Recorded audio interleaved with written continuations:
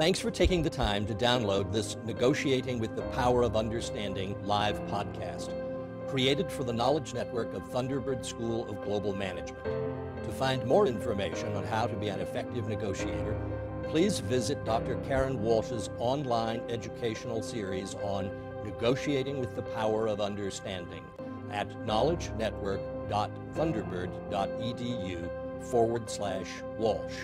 In this series, you'll find a variety of podcasts, online discussions, and other resources that will help you succeed in the toughest negotiations. Learn from global leaders their secrets on negotiations. Online around the world, this is Thunderbird Knowledge Network, negotiating with the power of understanding. This is Maria Iliopoulou at the Thunderbird School of Global Management Studio. Thank you for joining us today for our discussion on negotiations with using the power of understanding to negotiate successfully. Dr. Aline Borris is today with us. Thank you very much for being our guest speaker for today. Thank you so much for inviting me.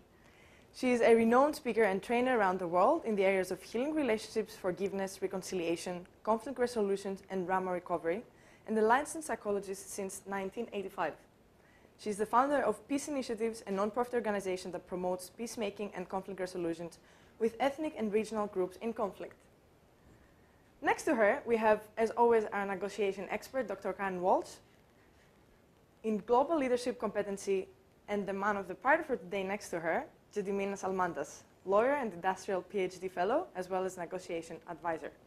Thank you both. Thank you. Thanks. So we're going to start our discussion today with our first question to you, Dr. Borris.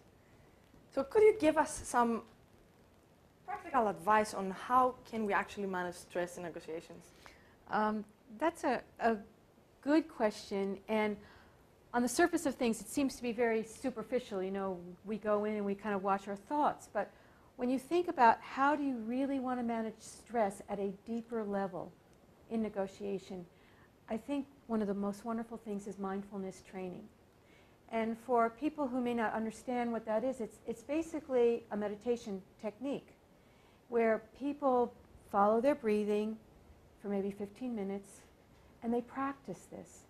And you might be thinking, what connection does this have with negotiation? When we go into negotiation, we are stressed and our minds wander. We're not very disciplined mentally. And, you know, I could be listening to you and then my mind wanders and you could say something very important and I miss it. In mindfulness training, you learn how to focus. You learn to become the observer of your thoughts. And right there's something special in terms of negotiation. Because as we learn to become the observer, we can step back without an emotional reaction and just observe.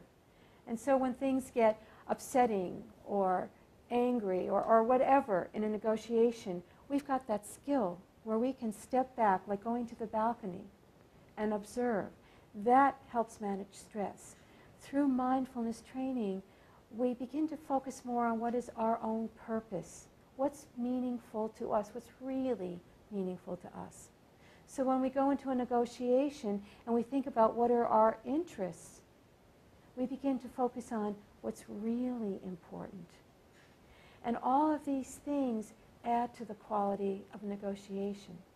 So as we practice mindfulness more and more and begin to develop that discipline of the mind and can see with clarity, which is what meditation really helps us, we bring all those qualities to negotiation. So in a sense, we've already inoculated ourselves with dealing with stress. So how do you see from your experience working with people all over the world, even in ethnic conflict situations, how important that is to really understand yourself at the emotional, spiritual, intellectual level, and how does that actually provide leverage in a negotiation? It seems like the opposite. It seems like counterintuitive, that the more you meditate, the more you understand the emotional issues, that would make you softer and a little weaker. From my experience, I have found that that actually gives you more leverage, confidence, and certainty in a negotiation. I totally agree with you. And it is a paradox. People think, oh, meditation, you're sitting quietly, you've detached yourself from the world. But if you cannot become the master of your own ship, If you don't know yourself well, how can you steer your ship when you're in the middle of chaos? I can't tell you how many times when I've gone to places, let's say like Nigeria or Liberia, and there's bombs going off. There's all kinds of craziness going off. People are just at each other. But if you can stay calm and not get caught up in everybody else's emotion, you can be that guiding light because you can see with clarity. And that's what something like a meditation practice gives you. That's what a spiritual discipline gives you. And that's why I said earlier, with meditation, you begin to understand what's really, really important. And you can, in a sense, see from a different perspective of things. And that in itself, your calmness, I so often am told that I'm so calm when I go into these areas, and my energy can bring people's energies down. And when I can speak, people really begin to trust me because they see the congruence in my behavior. They see even the courage. And when I talk about courage, I'm talking about being able to do the right thing when it's very difficult. Right, and that's what I have found in my work is that's what I mean by the clarity of understanding of yourself actually does impact the ability for others to understand you and to understand what are some of the solutions and the kind of innovation that can come. But this takes some practice, it takes some discipline. It's huge. It's not a quick fix, and that's one of the reasons why I love your work so much, because it goes into greater depth. It's not superficial. But when you think about what it means to be a good negotiator, a truly good negotiator, that person cannot be superficial. Right. That person has to have depth and understanding and has to recognize that we're in this together, that we've got to find a way to work this out. It's a win-win for both. And I hate to use win-win because it sounds, again, so superficial. But if I'm not addressing your interests and needs and really thinking about it and addressing my own, it's not going to work. Right. But would you say that this is a part of the preparation?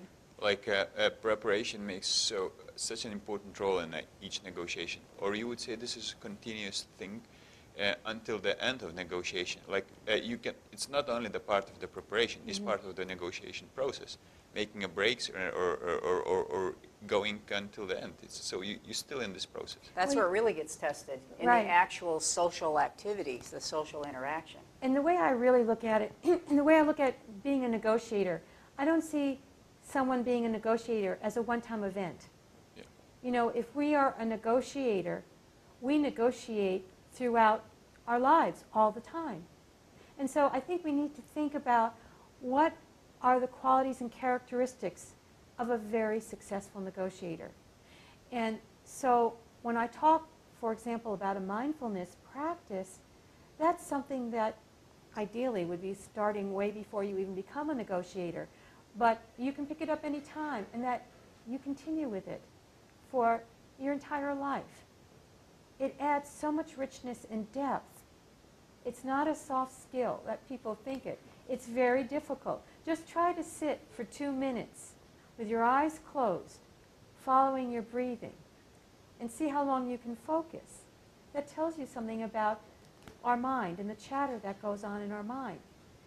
Now make a commitment to do that for 15 minutes every day, and in the first week probably 90% will drop out because it's that difficult. It sounds so simple. Dr. Borris, just for those of our audience that do not actually, might not believe in meditation necessarily, do you have any tips on how can they actually achieve this mindful state without meditating necessarily, but just having some questions perhaps in their mind or some ideas that they can focus on? Do you have any tips for that? First of all, mindfulness meditation means sitting, and in this case, vipassana, following your breathing, focusing on one thing. It's not about questions that you ask yourself. It's about sitting and being with yourself and training your mind, because really what mindfulness is, mindfulness meditation, it's mind training. And we are so undisciplined. We are so out of touch with who we are. So there's no substitute for it. You know, if you wanted to deepen the practice, mindfulness meditation came out of the Buddhist tradition, and if you've studied Buddhism, you understand that they really focus in on the mind, and there's so much depth into that practice of how to study to learn the mind. And when you think about what is negotiation about, there's so much that goes on between people and between parties. It's understanding those dynamics, but we bring so much of our own baggage there that we're so clouded with our own ego thinking, we're so clouded with what we want, we're so clouded with all those things that really become obstacles to the negotiation, but we don't realize it. We're not at that stage of maturity. And that's what I'm saying. When you look at the really good negotiators, for example, Brahimi, which we study in the course that Dr. Walsh and I take, and I know you've studied it, and we have it in some of the other negotiation classes. Brahimi came from a very spiritual perspective if you understood who he was. You wouldn't necessarily know that unless you really watch the way he works. But he's able to go to such great depth because of his spiritual practice, because of his wisdom and maturity. It takes a certain kind of maturity. We can look at Nelson Mandela as another example. And he really, really shows to such a depth of what a spiritual belief and wisdom can do under such extraordinary circumstances. So as these are real masters, and we get to work with people who are on their path toward mastery. And as you start, if you don't even want or believe in a spiritual or religious tradition, coming back to Maria's question, what are some of the ways that people who don't have a spiritual tradition would want to and could think of something of higher purpose for themselves, get in touch with themselves? What would be some other tips if people don't want to use a spiritual practice as Buddhism, or don't want to use a spiritual practice from whatever tradition? Are there some other ways to get that kind of knowing of yourself, tapping into who you are, thinking of a broader sense of purpose? What are some things that you've seen in your experience? Because sometimes I see people do really well with walking meditations. I see people do really well with doing athletics. I see people that do it with music. That's something that takes them out from their mind, the busy cognitive mind, into another way of thinking and getting our brains to work in all these other ways. I think there's like they say, there's many paths to the same finding place. yourself. What are some other tips any of you have seen people use? Well, there's two things that come to mind. The first, what you're really talking about is getting into an altered stage, which gets us out of our conscious every day. So it can be a focus on anything. Sports is wonderful. Going to theater, you know how we go to theater and we see something on the stage. We are just taken by it and our minds are just fixated. Studying music. But in terms of learning how to be a good negotiator, I think one of the greatest things we can do is to read about other really great negotiators and how they did it. You know, for example, we talked a little bit, I mentioned Nelson Mandela, and the whole thing about South Africa. I've really been fascinated by it. I've studied it. I think Mandela was brilliant. He was dealing with adversaries in prison. Look at what he did. Look at how he was able to turn a country around. You know, and he first started, I think there's three tensions that he had to deal with. The first was, how do you deal with the people that you're actually negotiating with, your adversaries face to face? And how do you deal with what's behind you, your constituents? Now, he had to deal with both in a very clever way, and I won't go into it, but if people read about Mandela, they'll recognize that he had to work with his adversaries and at the same time feed enough information back, but not too much where his constituents would stop supporting him. It was a real balancing act, and it's a fascinating act. And that place right there, that first tension, is where many ethnic conflicts fail. So if we understand that play, we're a step ahead. Then there's this play between being pragmatic and being principled. And here, Nelson Mandela, he of course, hated violence. How do you work with that pragmatically and stay with your principles, which he was very able to do. But this is brilliant, you know, but these were the tensions that he had to work with. And then the third tension, and what I'm describing is not only what Nelson Mandela did, but what we as negotiators, especially working in ethnic conflicts, need to do.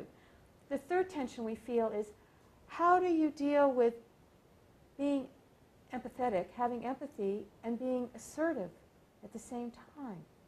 In other words, how can I listen to you if you're my adversary, and listen with understanding where you know it, and be empathetic, and at the same time, for me to be assertive and to be very clear with what I want and with what I need, and to balance that. And what I remember from some of the readings I've done with him is that that's a very difficult thing to do, and he had to discipline himself.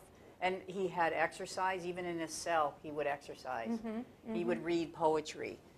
He would takes his mind into these other worlds of possibilities. So there was a discipline to be able to do that. And I think some of these really small corrections, these small elements, can have extreme impact, and we tend to overlook those. So I think he's a good example on the very large mastery scale, and then also on the daily practice, having some daily discipline. What have you noticed? But I would say this is a pretty, as you have mentioned, it's a pretty difficult process to achieve that.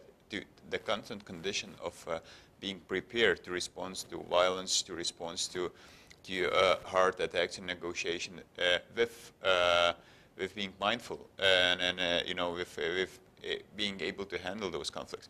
So if you would come back and say what people in a business life that's supposed to negotiate and in a constant stress situation should do, is probably in a preparation phase and later just think and make spend some time on thinking and in preparation. What do you want from that negotiation? How you see yourself? What's your ethical limit? How you want to behave?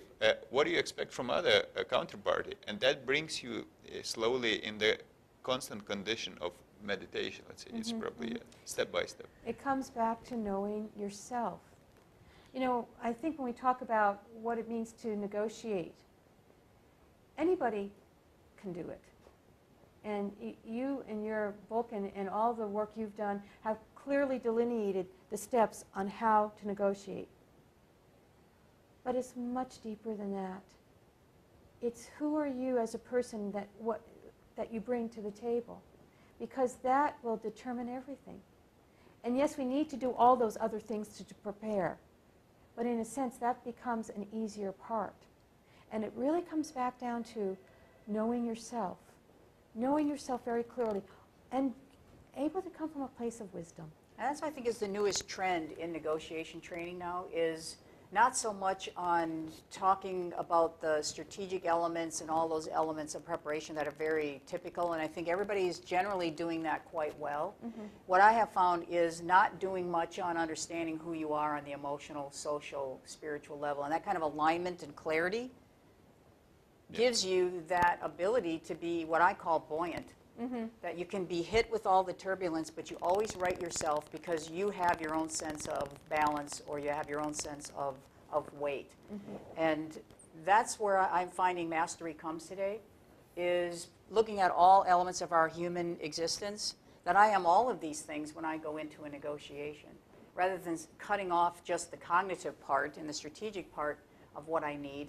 It's just what all of you have said so far, is that all of those become part of knowing who I am, and that's really sometimes the best way to negotiate on the fly in an uncertainty, if you know who you are. Well, you know, it's really interesting, and I see the parallel even in the mediation field, as with the negotiation field. But when you think about negotiation, how did it start off?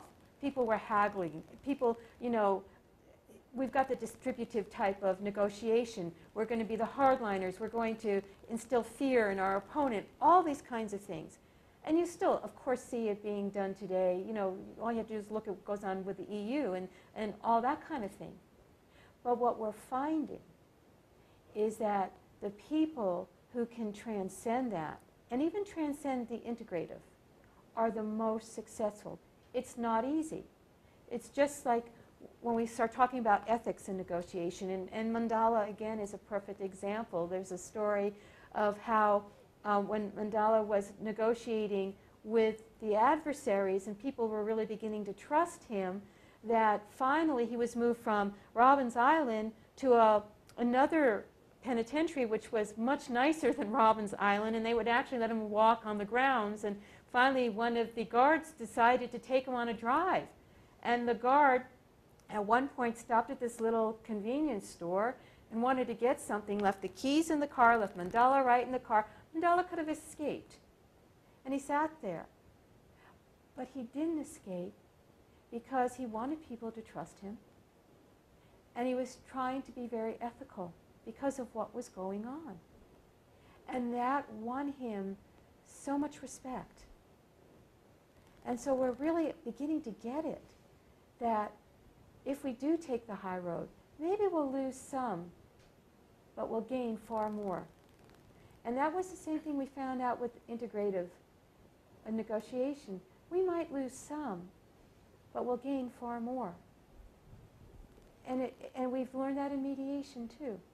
And this is what we've been learning about the intangibles, how important those are. So we've been talking a lot in the series about how to build working trust, and I think this is a very important component of how trust is built.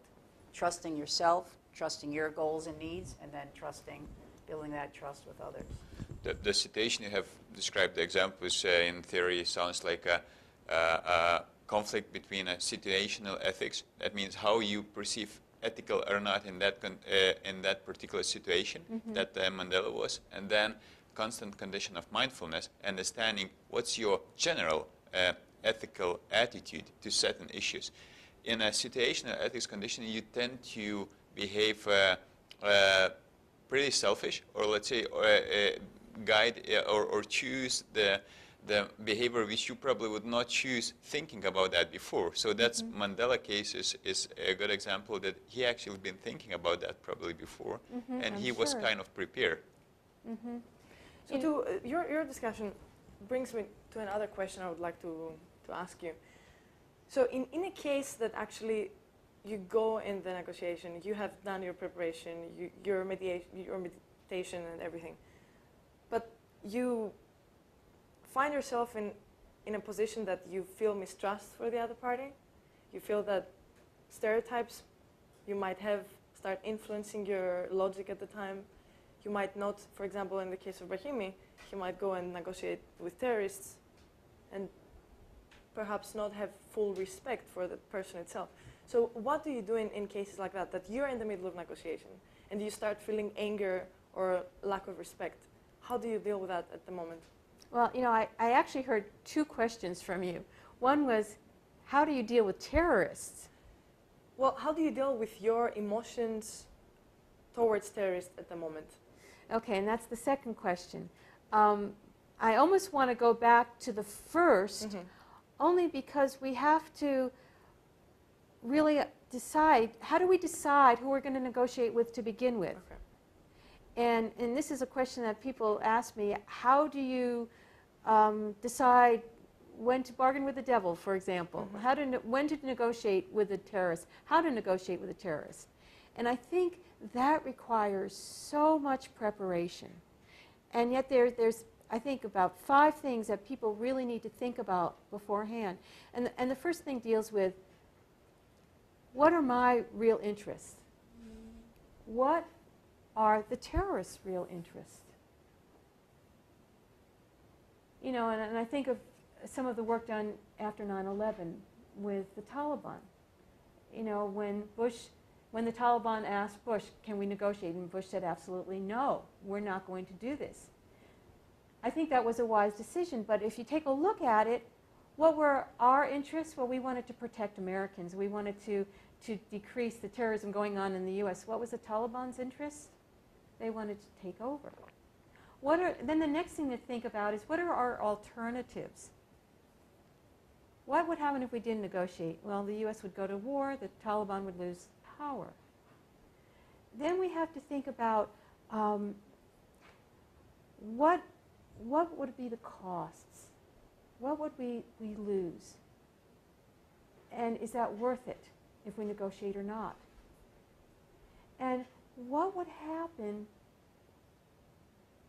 if we negotiated? Would there be a way to guarantee that people would uphold the agreement? And you could see here in the case of the Taliban that you couldn't, there would be no way for them to hold up the agreement, which is why I think in the end it was wise what Bush did. But the point of going through all of this and to think about, what are the interests, what are the alternatives, what is our BATNA?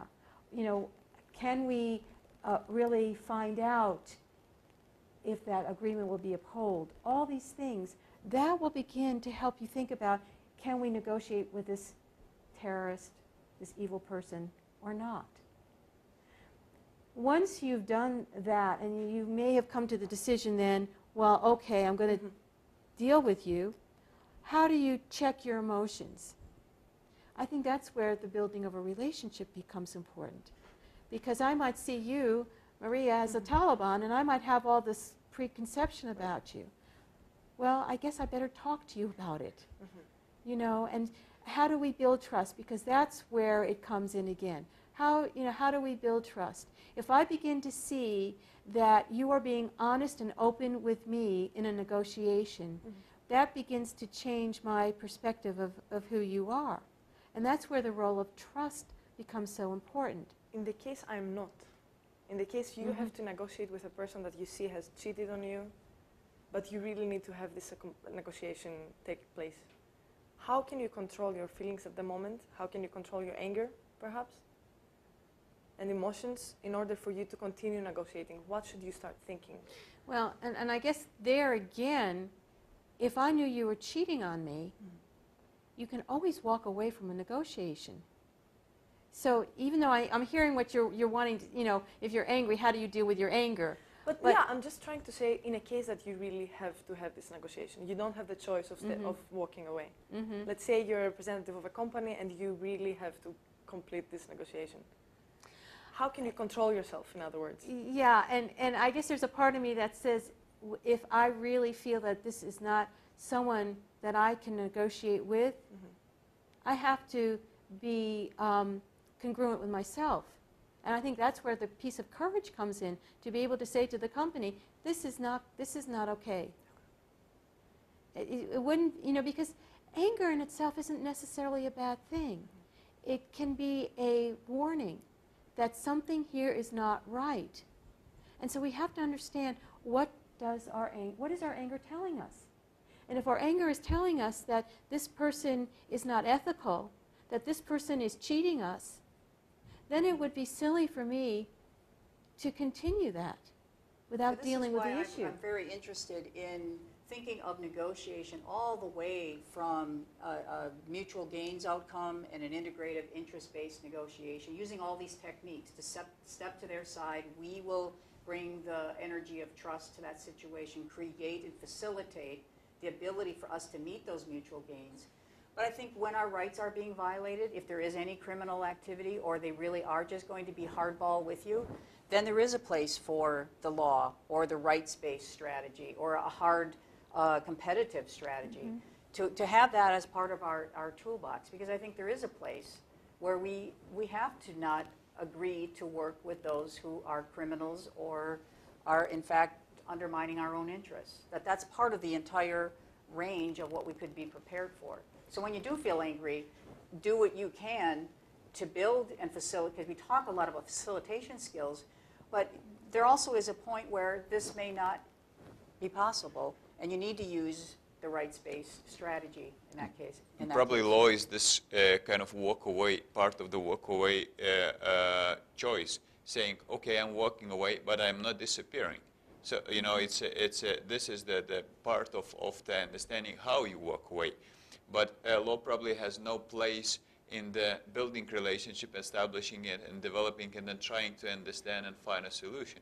And this is the interesting concept where the law actually plays the role. Usually in a business negotiation, law is always on the table or somewhere close to that, and it's used. But actually, in many cases, it's just a wrong technique, because it's more about understanding, about an interpersonal relationship, and law is only part of the walk-away decision. There's so many different avenues, and I think you're right. They're there for a reason. We need to understand what the strengths are of all of these, Right. and when it's appropriate to use them. Yeah, and usually the interest-based approach, either in power politics or in business, is underutilized. We tend to want to go to power politics first, or we tend to want to go to the law first. And what we're looking at is creating these other options, like controlling our anger in that situation, so we don't move quickly to the more coercive methods.